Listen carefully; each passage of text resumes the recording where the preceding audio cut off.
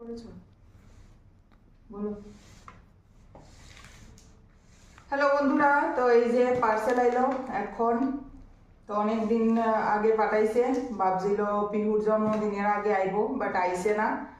তো মানে খাবার টাবার, ড্রেস তো দিয়ে দিছে, ড্রেসের টাকা দিয়ে দিছে।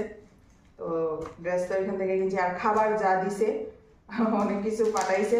তো ফাইনালি রিসিভ করলাম। এখন দেখাইতেছি কিটা কিটা পাঠাইছে। তাড়াতাড়ি আইছে এটা, ইয়ে এটাই আর কি, জন্মদিনের আগে আইছে না। জন্মদিন, মকর সংক্রান্তি, তো একটু মা অন্য সময় গুড়ি টুড়ি ফাটায়, আর এইবার আমার তো ভালো লাগতেছে। পাঠাইছে দেখি।